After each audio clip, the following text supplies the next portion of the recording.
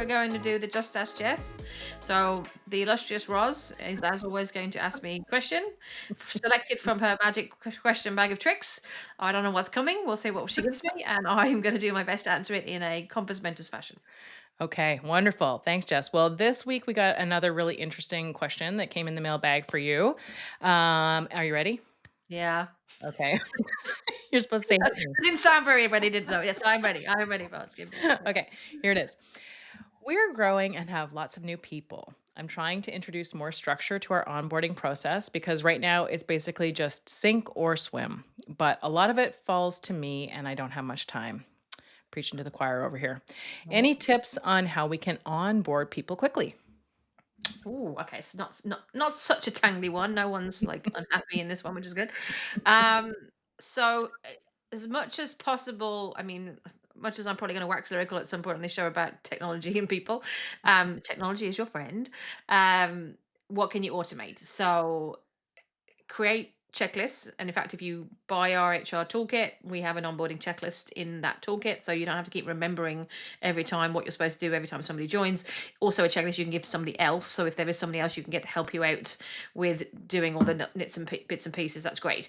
So I tend to separate between like onboarding and like orientation. So orientation for me is you show up, you got a desk, someone shows you how to find your way around. Where's the coffee machine if you're in an office, in the bathroom, how to use Teams or Slack or whatever if you're virtual, and it's kind of the finding your way around piece. That's all kind of day one stuff. Most of that can be kind of checklisted to make sure it's done and probably given to somebody else to do if you're too busy to do it. Then there's like onboarding, which is helping the person become proficient as fast as possible in what they're doing. And that takes a little bit longer. And that should be kind of interwoven with a probationary period if you have one. And if you don't, I'd suggest you do, so that you're setting somebody up for success. You can still map that stuff out though, right? So if it's 3 months or 6 months, you can still map that out.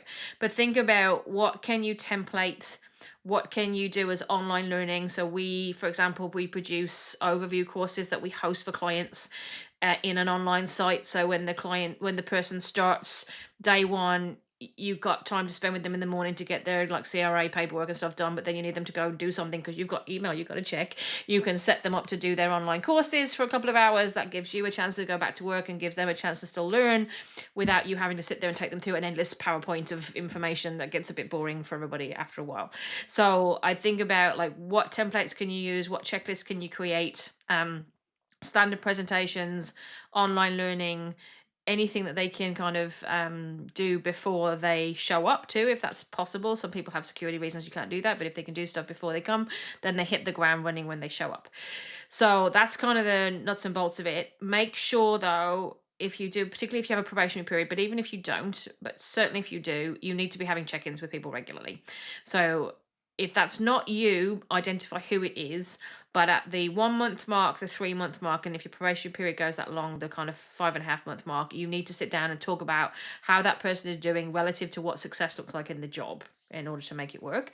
And if you have a legally defined probationary period as it's in their contract, that meeting has to happen before the end of the probationary period. So I've seen some clients go, it's a 6 month probationary period. So 6 months and 1 week, I will have the last probationary review. No, it has to happen at 5 months and 3 weeks, not after the end of the probationary review period.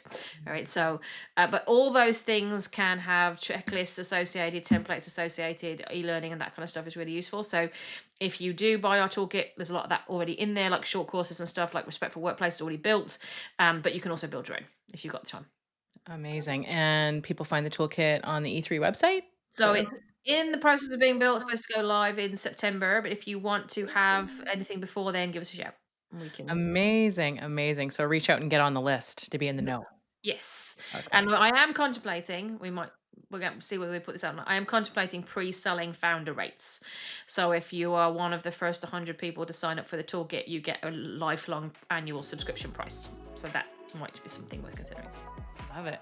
Awesome. Thanks, Jess.